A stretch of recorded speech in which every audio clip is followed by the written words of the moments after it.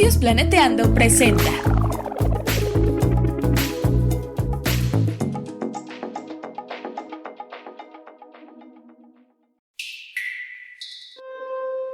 Agua y territorio. Dos temas que ante el cambio climático y la crisis ambiental nos persiguen. El 79% del territorio mexicano sufre algún grado de sequía y a finales del año 2010, más del 70% de los cuerpos de agua del país presentaba algún grado de contaminación. Hasta el 2015 se conoce que de los 653 acuíferos del país, 105 están sobreexplotados, 32 con presencia de suelos salinos y agua salobre y 18 con intrusión salina. Las actividades agropecuarias consumen el 76.3% del agua dulce, seguidas de la industria y la generación de la energía con el 13% y el uso doméstico con el 10%. Todo esto a la par de que 9 millones de personas no cuentan con agua potable en nuestro país. La crisis del agua ya la vivimos. Urge y es posible sentirnos y pensarnos agua y cuenca. Urge una gobernanza del agua, urge una gestión participativa del territorio. Bienvenidos a Chismecito Ambiental, un espacio para reflexionar, aprender y chismear sobre temas socioambientales, con Beca Lomeli. Hola, hola, ¿cómo están? Estoy muy contenta de que empezamos el episodio 4. En este episodio tenemos una invitada que por azares del destino o no conocí. Tenemos a Raquel y estoy muy segura que vamos a poder aprender muchísimo de ella y espero que se sientan muy cómodos. Hola Raquel, ¿cómo estás? Hola, todos. Estoy muy contenta también de estar acá. Es la primera vez que estoy en un podcast, así que qué emoción. Pues les quiero presentar a Raquel Corona. Ella es egresada de la licenciatura en Desarrollo y Gestión Intercultural por parte de la UNAM. Cuenta con estudios en Arte y Diplomacia Cultural por parte de la Universidad. Dios mío, no puedo pronunciarlo, ¿puedes decir tú? Estuve en una universidad en Indonesia, en la isla de Java, que se llama la Universitas Pembangunan Nasional Veteran Yogyakarta. Excelente. Y tiene experiencia en programas gubernamentales sobre desarrollo rural y en organizaciones civiles en defensa del territorio, gestión del agua y comunicación comunitaria. Ha colaborado en proyectos de investigación participativa en la península de Yucatán como miembro de la red temática CONACYT sobre patrimonio biocultural de México. Es un tema hermoso, he de decirte. Y sus temas de interés giran en torno a la gobernanza, el territorio, la identidad y el diálogo intercultural. ¡Amas! Está hermosa tu semblanza. Me emocioné mucho cuando lo leí. Les quiero recomendar, antes de empezar con las preguntas y lo bello que va a ser este episodio, el podcast Acuerdo de Escazú para la Defensa del Territorio Especial COP1 de Reportes Andía, que es otro podcast de la Alianza de Estudios Planeteando. Si no lo siguen, de verdad síganlo. Es un newsletter en podcast. Es un formato que a mí me ha funcionado mucho más a veces para estar al tanto de las noticias ambientales. Pero es hora de empezar. Entonces, Raquel, empecemos. ¿Por qué la gestión comunitaria del territorio y el agua? O sea, ¿qué experiencias has tenido? No hay preguntas ni respuestas incorrectas. Ok, pues bueno, a mí me interesa muchísimo el tema de la gestión comunitaria del territorio y dentro de este ámbito, particularmente del agua. La idea de la gestión comunitaria es el hecho de cómo se decide sobre cómo se va a administrar, aprovechar y usar los bienes naturales que existen en un territorio específico y sobre todo quiénes van a ser las personas que van a tener el derecho a su usufructo. Entonces, a mí me parece esto un tema de sumo interés porque actualmente cada vez las decisiones, tanto a las políticas privatizadoras, se toman de una forma más vertical y más de acuerdo a los intereses privados o gubernamentales que están en alianza con los privados y pues acaban siendo decisiones que no ven por el bien común o el bien de las poblaciones. Entonces, la idea de la gestión comunitaria del territorio, sobre todo, se da en los ámbitos rurales, tristemente no tanto en las ciudades, sin embargo, ahí platicaremos al final sobre también intentos desde la urbanidad de poder tomar un poco más de participación en la gestión del territorio y poder tener más autonomía poco a poco. En ese sentido, ahorita mencioné la palabra autonomía. Creo que ese es el meollo de todo este tema de la gestión comunitaria. La gestión comunitaria del agua, particularmente, habla del hecho de cuando los organismos municipales reguladoras del agua, por ejemplo, en la Ciudad de México el SACMEX o en el Estado de México el ODAPAS, no cuentan con las posibilidades de poder suministrar de agua y gestionar el agua a múltiples poblaciones, dado por falta de infraestructura, por falta de recursos o también por el hecho de los que se le llama los usos y costumbres.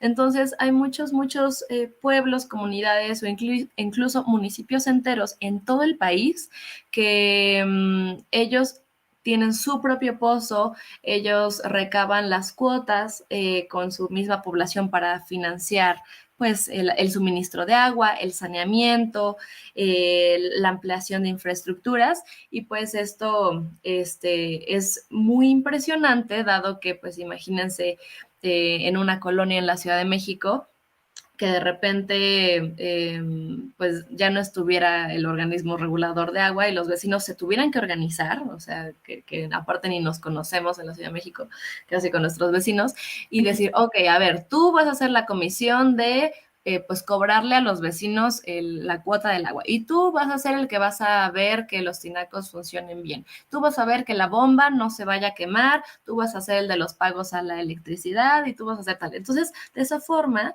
en muchas comunidades, son miles de sistemas comunitarios de agua que existen en el país, se organizan para este tema.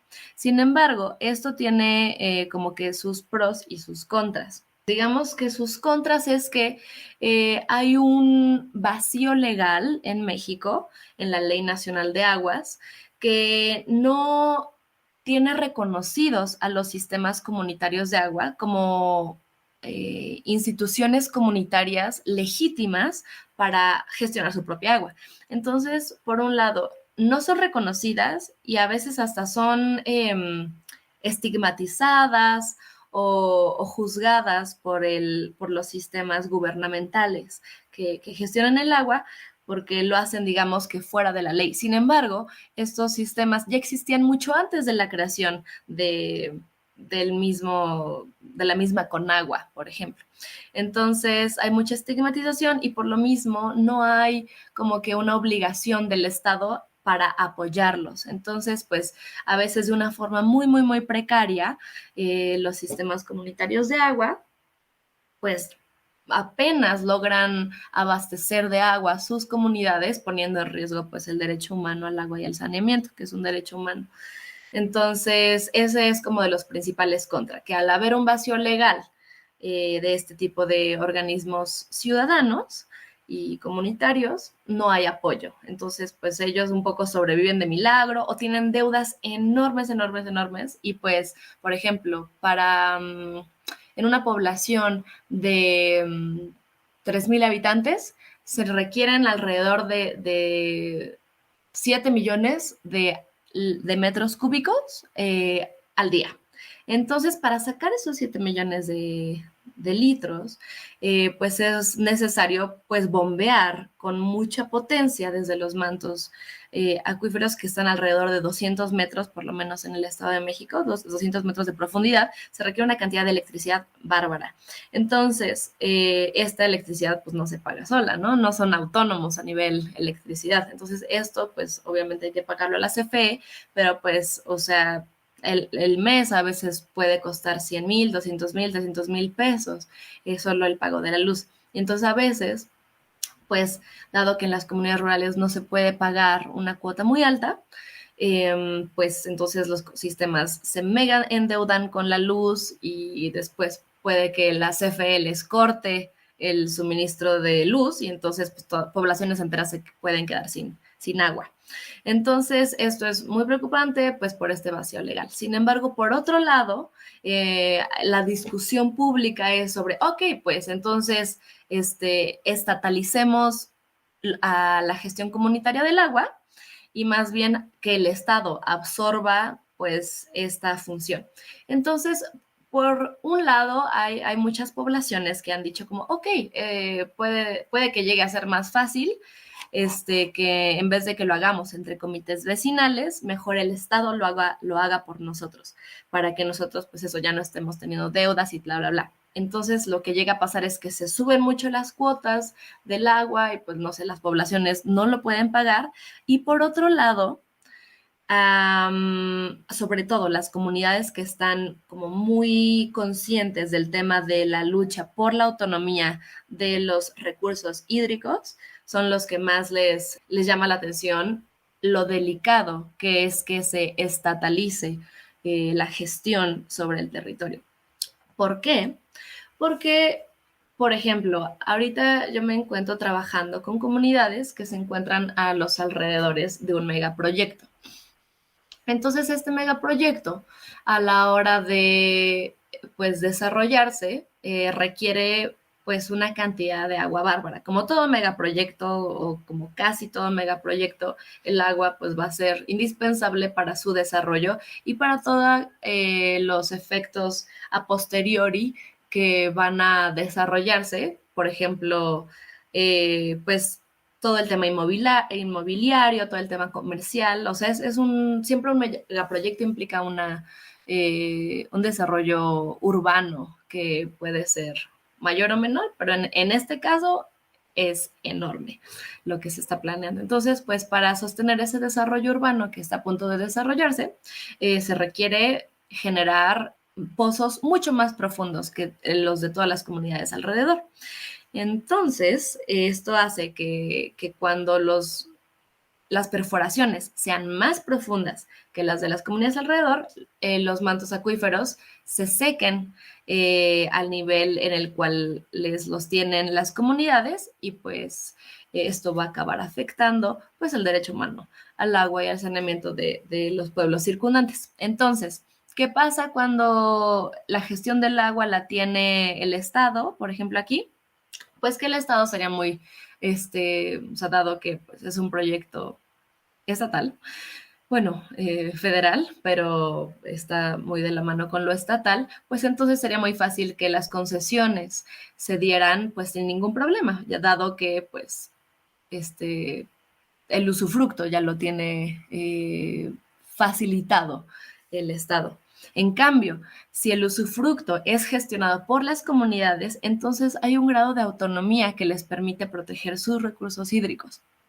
Entonces esto hace que pues no sea tan fácil, pues por ejemplo, que otra instancia, un megaproyecto o algún otro emprendimiento que pueda afectar a las comunidades pueda tan fácil aprovechar el agua que está haciendo de comunidades. Entonces, podría ser por el otro lado, un aspecto positivo de la gestión comunitaria del agua, que hay un grado de autonomía y que esa autonomía pues le da poder a las comunidades de protegerse ante cualquier amenaza que pueda existir sobre el territorio. Wow. Estoy muy contenta de que estés aquí, porque es un tema que me encanta. Y yo quisiera preguntarte, o sea, pregunta intermedia, pues, ¿qué experiencias has tenido, o sea, con la gestión comunitaria del agua? O sea, ¿cómo lo ves? ¿Cómo lo viviste? Pues he tenido tres giros de experiencia acerca de la gestión comunitaria del agua, uno en Yucatán, otro en la Ciudad de México, bueno, digamos el Valle de México, la cuenca del Valle de México, y otra en Indonesia, en la isla de Java. La que he conocido con mucha más profundidad y que estoy colaborando en proyectos más profundos es aquí en el Valle de México, entre los estados de la Ciudad de México, el Estado de México y últimamente en el Valle del Mezquital, en Hidalgo, y también el norte del Estado de México.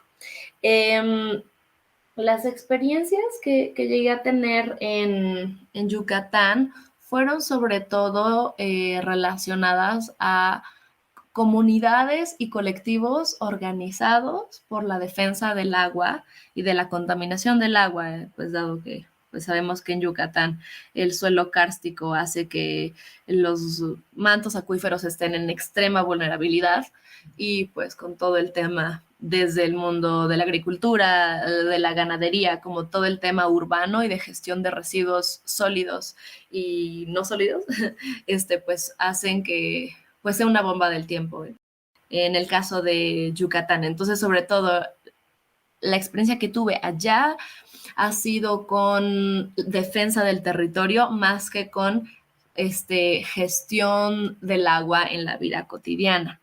Allá, bueno, funciona de una forma muy diferente en cada estado del país, también depende mucho del territorio, de las características orográficas y geográficas de cada lugar, pero bueno, por ejemplo, no es lo mismo en Yucatán tener un pozo que puedes construir antes era muy común el oficio del pocero, ¿no? El pocero es una persona que de forma un poco, pues, entre tradicional y intuitiva se dinamitaba una parte de piedra caliza para hacer pues un hoyo que diera a los mantos acuíferos que llegan a estar desde de 3 metros hasta 15 metros o ya cuando son lugares muy profundos 25 metros de profundidad desde el suelo hasta llegar al cuerpo de agua.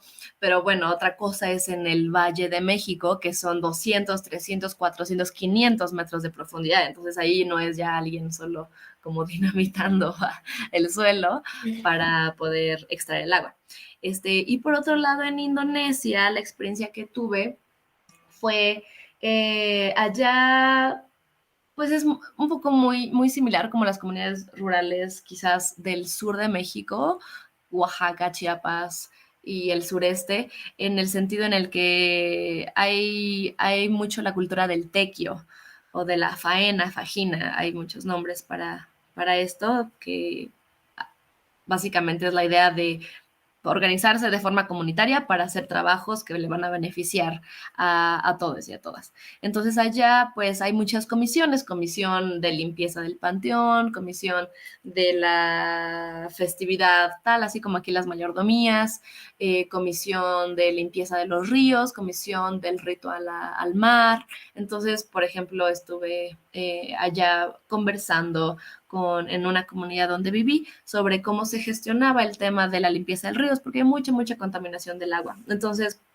pues dado que allá hay una espiritualidad tan profunda en relación con el agua, particularmente en Bali, pues allá hay una comisión entera que se dedica a la limpieza y al rezo de los ríos y de los mares.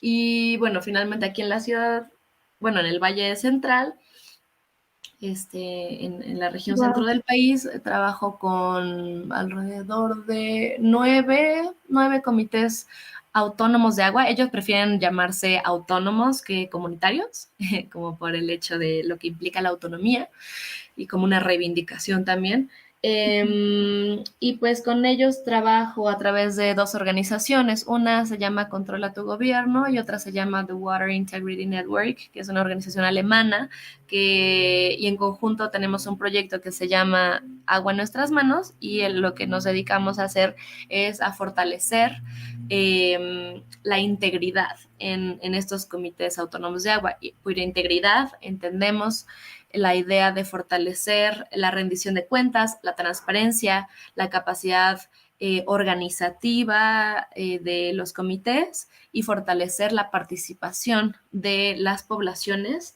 en las decisiones que se toman sobre su agua. Entonces, básicamente es como fortalecer la gobernanza en su conjunto con estos comités, y ahorita estamos planeando un encuentro para articular comités autónomos de agua en varios otros estados del centro del país y poder hacer una agenda regional que posicione, bueno, que atienda y visibilice cuáles son las principales problemáticas en la gestión comunitaria del agua, y esto pueda articular agendas que se traduzcan en acciones que puedan estar incidiendo tanto en quizás política pública como incidiendo de forma comunitaria para fortalecerse y defenderse eh, como pares.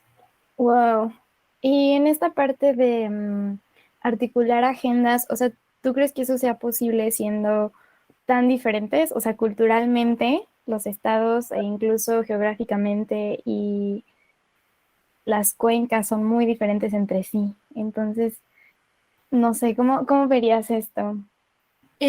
Sí, justamente en algún momento imaginábamos una red un poco más amplia, o sea, un encuentro que diera eh, una agenda un poco más nacional, pero justo como lo dices, o sea, no tiene nada que ver, o sea, un territorio como, o sea, incluso en la misma península, ¿no? O sea, como Calakmul, que pues sus condiciones igual de cuenca son rarísimas, ahí se está acabando el agua, con la región norte del estado de Yucatán, con la región norte del estado de Nuevo León, con la Ciudad de México. O sea, eso no tendría Ujú. ningún sentido. Y también la gestión comunitaria del agua, a pesar de que para todos por igual y todas hay un vacío legal a nivel nacional, a la hora de construir propuestas consideramos que lo más inteligente es segmentarlos por territorio. Entonces sí, Ujú. decidimos achicar la ambición y hacerlo esto a un nivel regional. Sin embargo, los estados que estarían participando serían Hidalgo, Ciudad de México, Estado de México, Puebla y Morelos por ahora. Y a pesar de que sí, las cuencas son diferentes, bueno, microcuencas y todas como sus Sí. particularidades a nivel hidrografía, consideramos que sí hay varias cosas en común que unen sobre todo a estos lugares. Aquí hay una cantidad de comités comunitarios de agua enorme entre estos estados. Entonces, lo que nos interesa no solo es como hacer agendas comunes que puedan homologar sus problemas, sino también que en este encuentro participen organizaciones locales de sus respectivos estados con los cuales se puedan articular entre sí a nivel estado.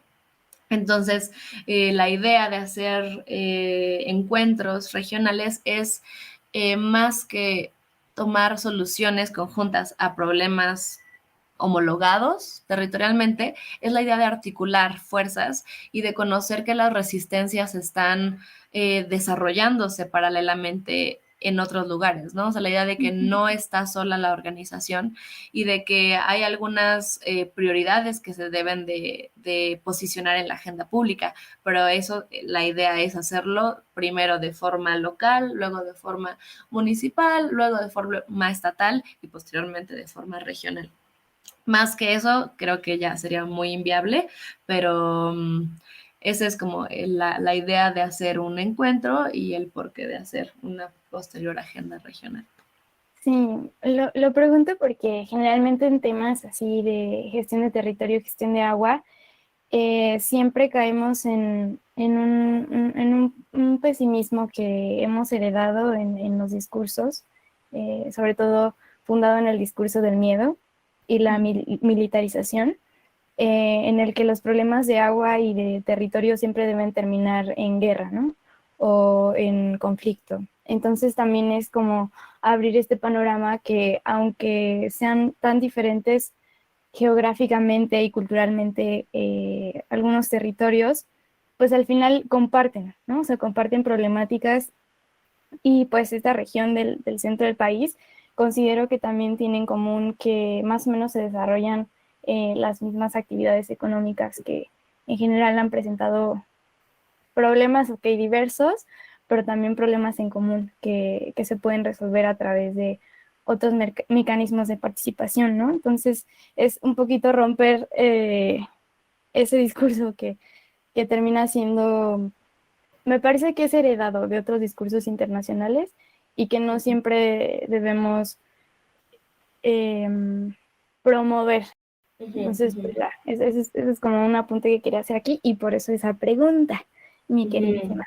No, sí, totalmente, totalmente. Creo que em, este tema del agua, yo me acuerdo de la primera vez que lo escuché, fue justo en la carrera con una maestra que me daba como metodología de la investigación, pero que en realidad su tema era la gestión del agua. Pero a mí me parecía aburridísimo. Yo decía como, ay, qué flojera, como, como que suena importante, pero suena así como de que estar pensando en metros cúbicos de agua, presiones, o a nivel como que los artículos que regulan cómo se administran las regiones hidrográficas, como que, ay no, pero luego justo hasta vivir en Yucatán, siento que yo no estaría en ese tema de no haberme ido a Yucatán y siento que allí lo que ocurre es que el agua está pues muy cerca de ti y el hecho de que esté cerca de ti te cambia mucho la vida y que siento que hacia allí me gustaría direccionar la reflexión de todo esto. Voy a contar una pequeña anécdota, ya como que con el hecho de esto irlo acercando a nuestras vidas de una forma pues más genuina. Estoy viviendo varios años quizás, un buen rato, estuve un rato Chismecito. viviendo en un... La verdad, perdí noción del tiempo cuando vivía en la selva, pero estuve viviendo en un proyecto agroecológico en la selva maya y allí pues vivía en una casa, por decirlo de alguna manera, que estaba encima de un cenote. Lo que yo no sabía es que casi todos los centros urbanos en cierta parte de Yucatán están encima de cenotes, por decirlo también de alguna forma burda, pero bueno, estamos en general pues en ese territorio muy, muy, muy, muy, muy cerca de los cuerpos de agua. Entonces, pues allí tú podías entrar al cenote por otra puerta, por otra, digamos, hoyo, y entonces, pues el cenote era hermoso, era cristalino, era, pues así, un cenote subterráneo, que parecía, pues no sé, como muy extraterrestre y muy celestial. Y entonces, pues ahí encima, literalmente encima de lo que era como que el centro del cenote, arriba en la construcción, ya en el suelo, estaba construido el baño. Entonces, como que ese proyecto buscaba la generación cero de residuos, entonces pues estaba prohibidísimo usar el baño. Entonces, desde entonces, pues ya no, o sea, más bien como que comencé a usar baños secos y nunca hubiera caído en cuenta de la idea de que hacer del baño y jalarle en el contexto de que en Yucatán prácticamente en zonas rurales no existen redes de drenaje, no existen sistemas de tratamiento de aguas, pues, o sea, automáticamente después de jalarle, eso se iba a una fosa séptica que se infiltraba 100% al cenote. Entonces, cada vez que yo le estaba jalando, por lo menos fuera de ahí, en otras ciudades, en Mérida, en Cancún, etc., pues eso era pues recordar que el cenote donde yo me encantaba bañarme, pues estaba siendo pues contaminado por pues todos los heces fecales y los coliformes que devenían de ahí. Entonces, como que cuando regresé a la Ciudad de México, pues si bien sabía que el agua no estaba a 3 metros como en donde yo solía vivir, la verdad es que a la fecha no se me quita la culpa de jalarle al baño. O sea, ya como que me estresa muchísimo. Yo sé que el estrés no sirve de mucho, pero como que una vez que tú tienes la conciencia de cómo está funcionando ese ciclo, cambian muchas cosas. Por ejemplo, muchas veces con los comités comunitarios de agua, estábamos como en un foro y estaban personas de la ciudad, del México, y estaban personas de Ozumbilla, no sé, en el Estado de México. Y entonces como que estábamos bromeando y ellos decían, a ver, ¿ustedes saben de qué río o de qué pozo te llega agua a tu colonia? Y nosotros, no, pues, pues quién sabe. Y tú le preguntabas a cualquier niño, a cualquier persona adulta mayor de su comunidad, era como, ah, claro, del pozo de la Noria, ah, claro, del río de los Remedios, ah, claro, del pozo 3, el que construyó mi abuelo. Entonces, como que esa conciencia de a dónde va el agua y a dónde se va el agua, creo que es algo que, pues sí, todos deberíamos de tener, porque estamos sobre todo en, bueno, de diferentes formas, en la Ciudad de México y estas zonas de alrededor, pues a punto de entrar en una crisis de agua, pues brutal, seguro medio irreversible, y en la península, Yucatán y otros territorios donde sí hay agua, pero están contaminándose a una velocidad enloquecida, pues también es otro tipo de crisis, pero pues es como de qué sirve tener tanta agua allá cuando esa agua va a estar contaminada y aquí, pues de qué sirve estarla jalando de tantos lugares cuando también ese recurso va a ser finito, si es que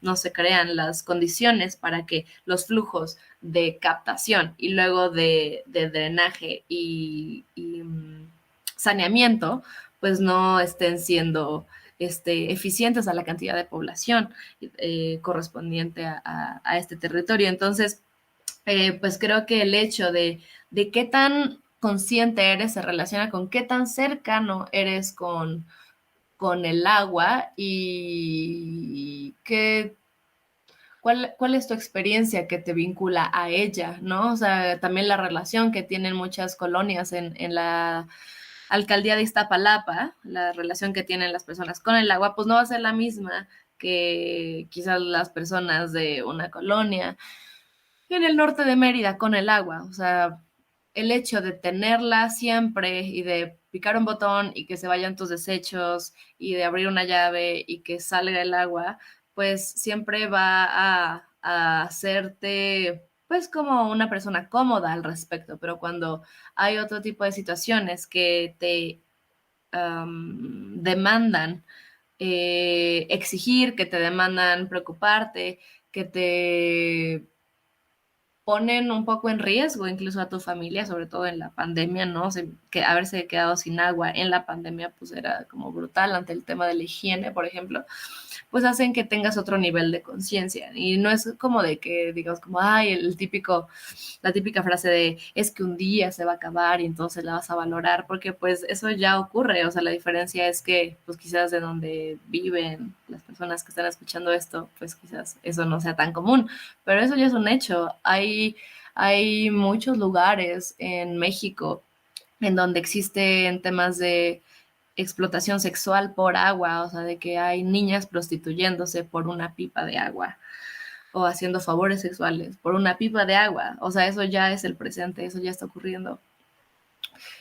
Por un lado, a nivel escasez y por otro lado, pues a nivel contaminación. Yo tengo muchos amigos en comunidades rurales de Yucatán que pues están enfermísimos de los riñones, pues por el tema de los agroquímicos o por el tema de otros tipos de contaminación industrial que pues a las personas al tomar agua de los pozos, incluso purificándola, incluso hirviéndola, digámoslo así, pues esos metales pesados no se van y pues eso está enfermando a muchísimas pues personas y eso es solo el comienzo. Entonces pues creo que el tema de cómo te relacionas con el agua y qué tanta conciencia tienes sobre el agua a la que tienes acceso y luego a la que desechas, dependerá mucho de cómo actúas al respecto.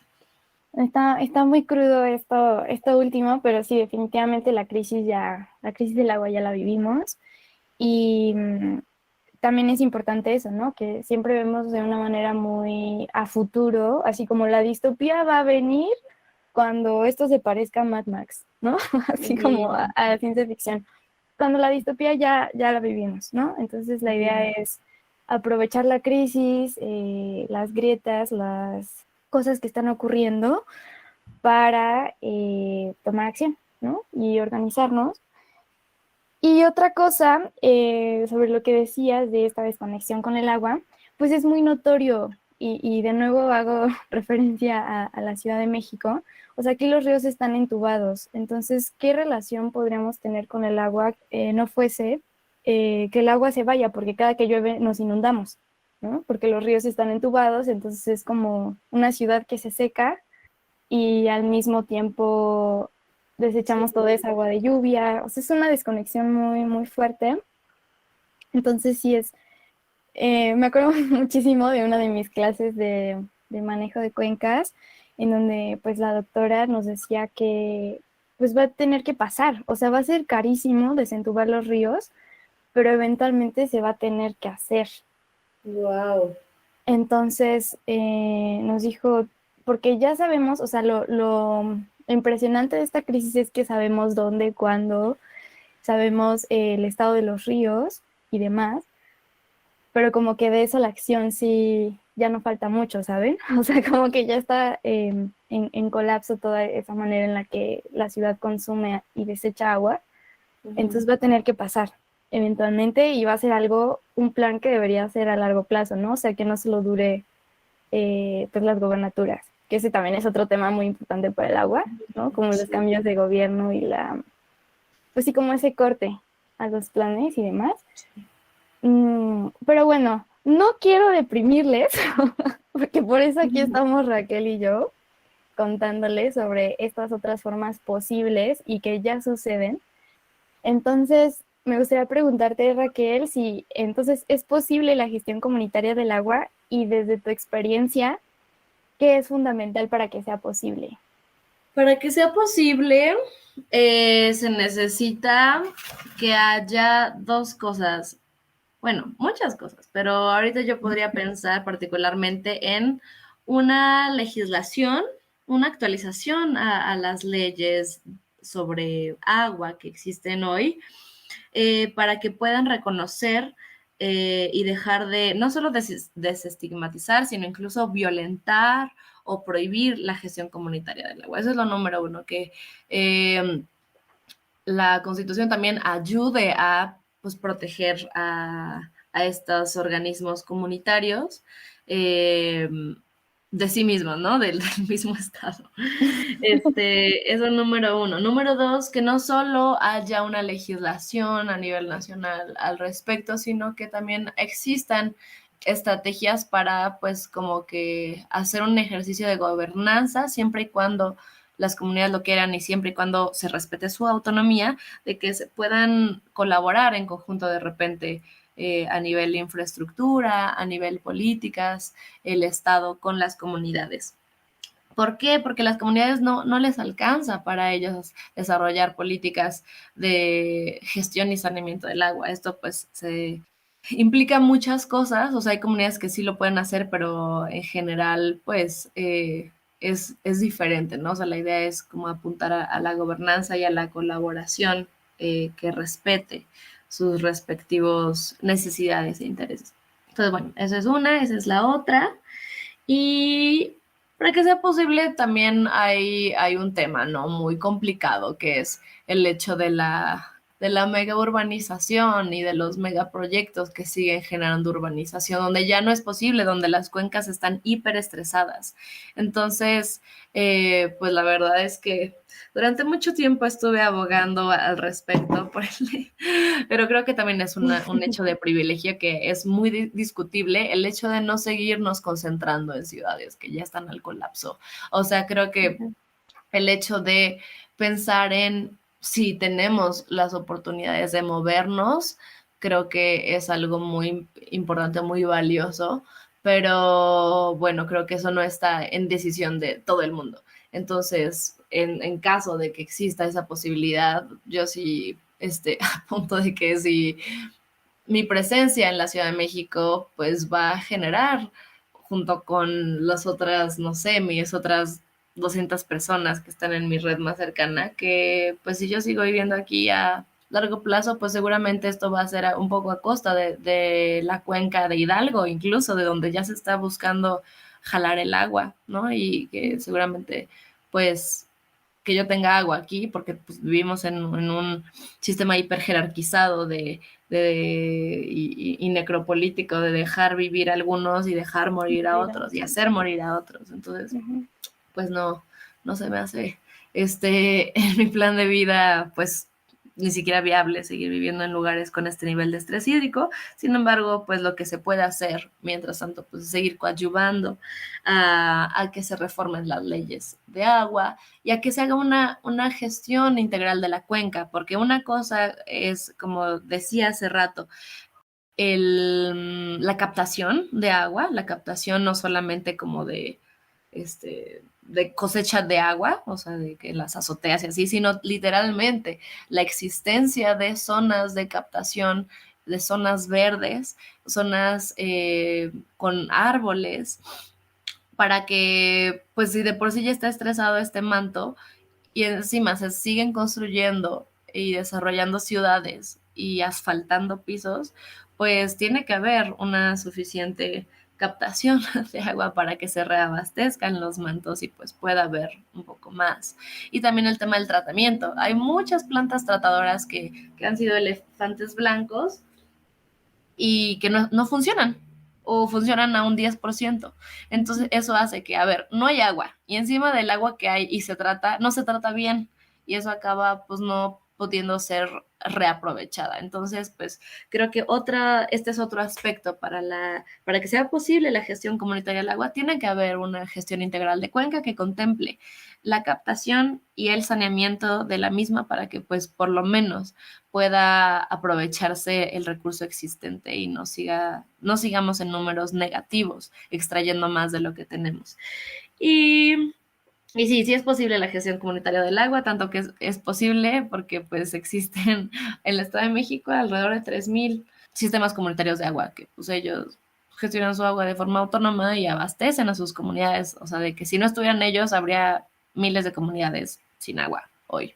Entonces, pues sí es muy posible y más bien la pregunta que yo me haría ¿es posible la gestión comunitaria del agua en las zonas urbanas? Creo que ahí es mucho más complejo, la verdad no tengo respuesta ahorita, pero creo que es algo que de una de otra forma va a pasar en el futuro, porque pues seguramente va a haber así como esto de que quizás se desentuben los ríos, ya cuando estemos en una crisis total, pues también va a haber una migración enorme de ya cuando no haya agua aquí.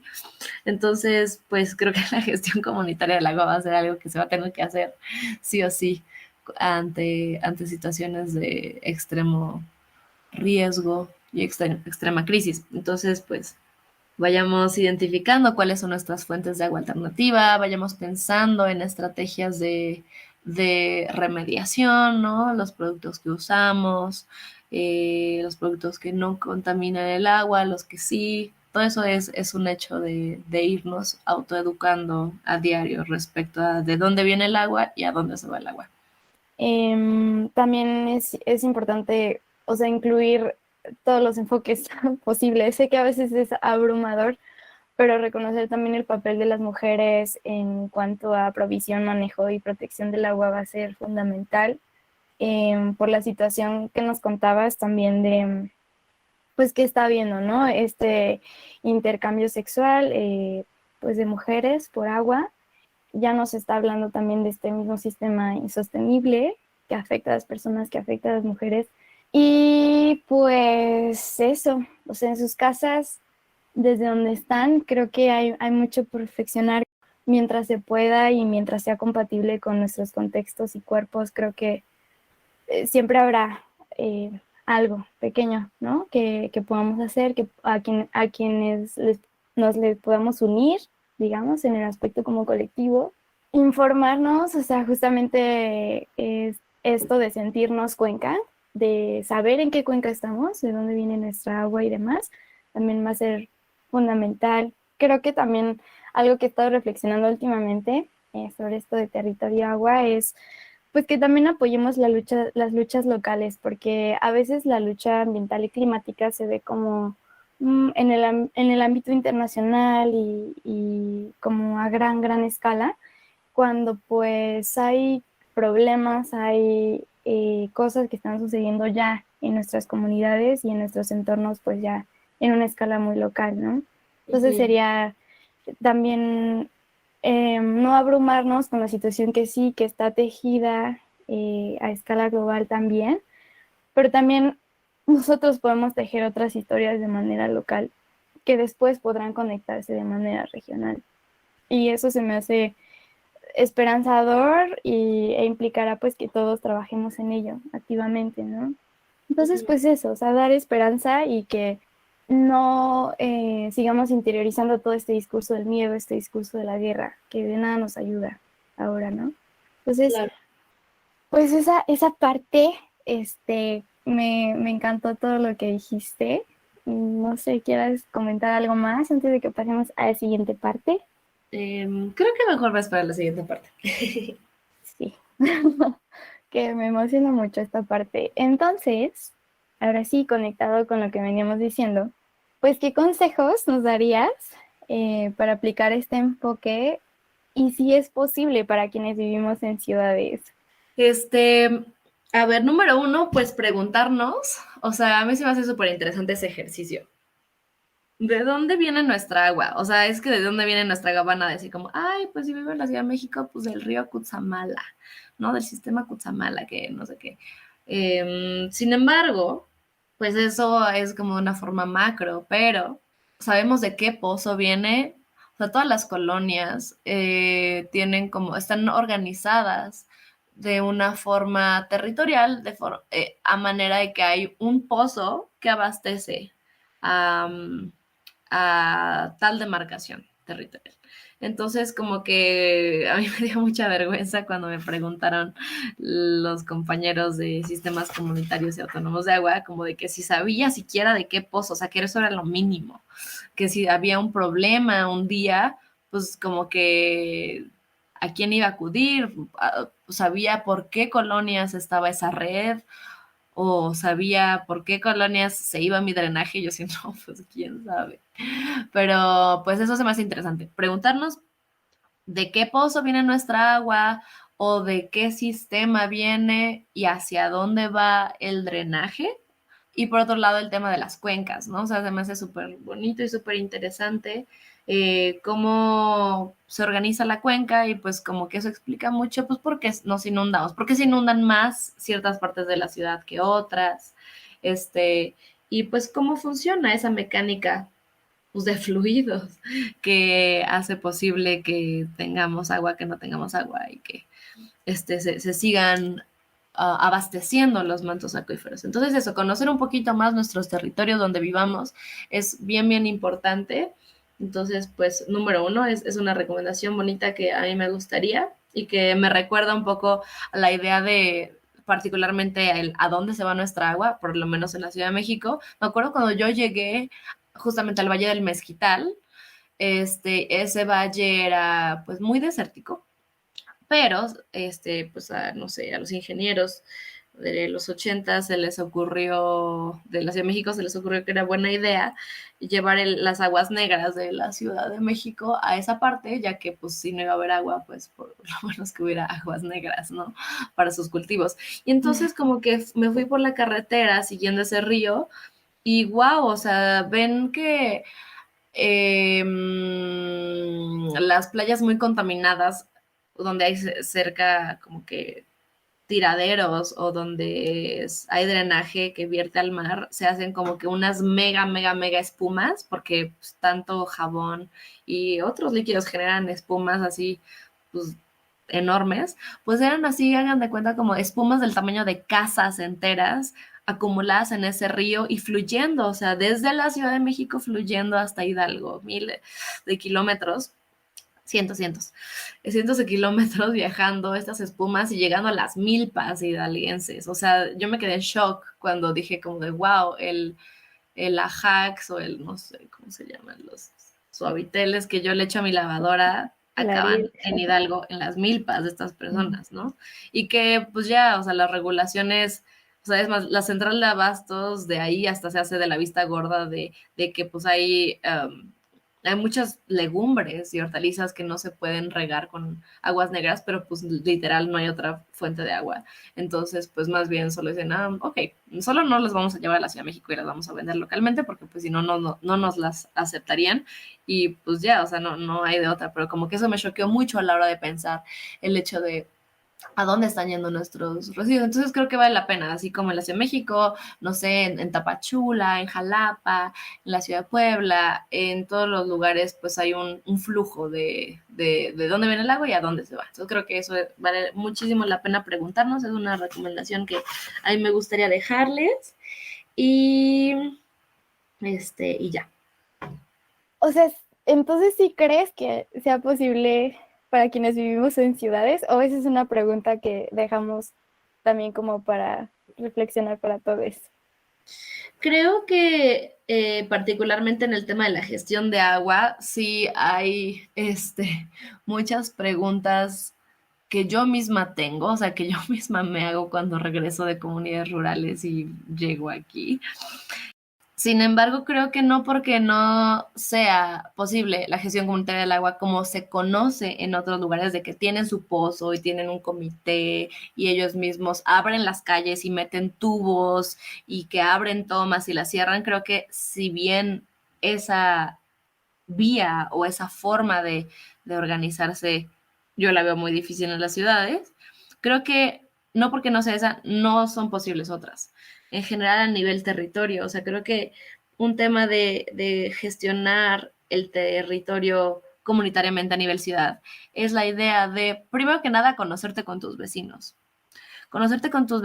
y conocer cuáles lugares de uso común existen en tus alrededores y qué está ocurriendo en ellos. Por ejemplo, desde la idea de poder hacer una concientización a nivel barrial sobre no tirar aceite en el agua, ya es algo que es súper necesario y súper fundamental. O sea, gestión por lo menos de los residuos líquidos. O sea, si no va a ser en este momento baños secos, porque pues ya sabemos lo complejo que es. Por lo menos que no tires tu detergente o detergentes tan dañinos, o tu aceite del carro que luego echan a la coladera, o tu aceite de la cocina que a veces también echan a la coladera. O sea, creo que eso es fundamental. Eso es para mí gestión comunitaria del agua y del territorio. Pero por otro lado, otros espacios de bien común, como lo puede ser un parque, como lo pueden ser otro tipo de espacios, pues el hecho de que no se pavimenten o que haya siempre lugares para que pueda haber captación de agua son fundamentales. O finalmente hay algunos lugares en el país donde hay presupuestos participativos, entonces pues se pueden poner en la agenda pública y hay comités vecinales que se organizan para poner qué temas a los vecinos les parecen importantes. La idea, por ejemplo, del asfalto, no sé cómo se llama que permite la infiltración, asfalto permeable, algo así, Ujú. osmótico. Entonces, pues creo que esos son tipos de acciones que a nivel ciudad se pueden hacer y que están hablando de una gestión comunitaria del territorio en un ámbito re diferente, pero que están coadyuvando a la responsabilidad que tenemos en la gestión del territorio y que sobre todo en las ciudades los impactos que haya, o sea, tanto los impactos negativos como las remediaciones positivas, de verdad van a ser enormes porque como vivimos en un mundo hiper metropolicéntrico, pues todo lo que pase en este tipo de lugares urbanos va a afectar a muchas otras poblaciones. Entonces creo que sí hay formas. Ok, pues ya saben. Me gustaron mucho sus consejos. Yo estoy aquí anotando, ¿eh? No crees que nomás estoy aquí en el chismecito. Yo también anoto. Em, Me gustaría honrar ese conocimiento que tienes y el de las comunidades con las que te has compartido. Entonces, sé que no me van a escuchar, pero lo honro desde aquí, desde donde estoy. Y ahora sí, o sea, viene la pregunta chismosa, viene el chismógrafo. Wow. Em, Me gustaría preguntarte cuál es tu lugar favorito en el mundo, porque yo sé que has estado en muchos lugares, entonces yo sé que uno está cañón, pero a ver, tres, tu top tres. Ok, a ver, mi top. Ay, ok, hay uno muy reciente que la verdad me tiene súper embrujada, que es el final de la cueva eh, um, Tzapná en la comunidad de Tecó, en Yucatán. ¿Pero por Me refiero qué? particularmente al final de la cueva, porque al final de esa cueva que mide 1 kilómetro, o sea, abajo de la tierra, hasta el final, al final, después así de cruzar por recovecos, así está cero, como no hay cero infraestructura, o sea, de que vas con un guía de la comunidad que se salió de su milpa solo para llevarte y guiarte con una lámpara. Y en ese final hay un cenote hermoso, hermoso, hermoso, hermoso, que entra una luz como que de un mini hoyito, o sea, después de haber estado como 2 o 3 horas en total oscuridad, entra un rayito de luz y ese rayito de luz apenas ilumina el agua, que es así como azul turquesa hermosa, y el resto es total oscuridad. Entonces, nadar en ese lugar, Wow. Dios, es entre terrorífico y asombroso, porque pues no alcanzas a ver para nada el fondo, y estás en total oscuridad o sea, y como que si volteas a otro lado donde no está el rayito de luz, pues ya, o sea, es como estar nadando en un líquido amniótico infinito y está muy padre y da Wow. mucho miedo. A ver, tu segundo lugar. Mi eh, segundo lugar está muy, muy lugar común, pero me gusta mucho la Cineteca en la Ciudad de México. Me hace sentir mucho en casa y es como que llego y me encuentro todo el mundo y me pone muy de buenas. En general la Cineteca. mm, Y el número uno, yo creo que es un templo en Yogyakarta, en la isla de Java, que se llama Kota Gede. Y Kota Gede es como que la antigua capital hindú de Java, que ahorita es una isla musulmana, pero antes de ser musulmana era hindú. Entonces ahí era como que el palacio del rey hindú, y es como que una ciudad en ruinas. Entonces como que está muy loco el mix entre islam, hindú, y aparte, pues como con todo el tema de animismo que hay en Indonesia, pues está mezclado en ese mismo como que ciudad abandonada. Y pues hay unos templos muy locos, hay como una alberquita con pétalos de rosa, a la cual te metes y te wow. purificas. Es muy, muy, muy, muy bello. Me encanta estar ahí como a las 5 o 6 de la mañana, cuando entran las primeras rayos del sol. Es muy mágico. Wow. Está genial. Tengo las imágenes en mi mente y voy a googlearlo después como para ver qué tan bien me lo imaginé. Sí. Pero está increíble. Ay, no, yo tengo así como, o sea, mis lugares favoritos igual son como muy taquilleros, o sea, un lugar donde haya mar. Y creo que he conocido muchos mares y todos tienen algo. O sea, Ujú, aunque sea el mar, digamos, en la misma península, ujú, de un extremo a otro es muy diferente. Entonces, sí, el mar, lugares con mar, ujú. pero también he de decirles que amo los ríos nacientes, o sea, estar hasta arriba de las cuencas Ajá. y ver cómo nacen los ríos, esos lugares también siento que traen algo muy especial. Conozco el nacimiento del río Magdalena. Ese está Guau. aquí, en la CDMX, como ¿Y cerca de la Ciudad de México. dónde nace el agua? En los dinamos. Ah, ok. Entonces, es muy hermoso verlo desde la cabecera de la cuenca, pero al mismo tiempo, conforme vamos bajando en el río, caminando el río, pues se van viendo los impactos conforme aparece la urbanización y demás. Entonces sí, es muy interesante, pero ver cómo nacen esos lentes de agua en la parte de arriba de la cuenca, creo que sí, a mí me conectó con el río Magdalena y es el mismo que pues llega a Viveros, pero a Viveros ya llega pues con toda esa contaminación acumulada, ¿no? Ujú, ujú. Entonces, Pues sí, creo que esos, los nacimientos de los ríos y los mares, serían los míos. ¡Qué hermoso! Están Sí, conectados los dos. ¡Qué sí, bonito! así es. Entonces, pues bueno, estoy muy contenta de tenerte aquí, Raquel. Les mando un abrazo enorme a quienes nos escuchen, a ti también. Y pues nos vemos a la siguiente. Súper, pues muchas gracias también por invitarme, qué emoción. Espero no haya sido un vómito de palabras. Eh, No, y pues nada, abrazos a sus casas y a sus fuentes de agua. igualmente. Chao. Chao.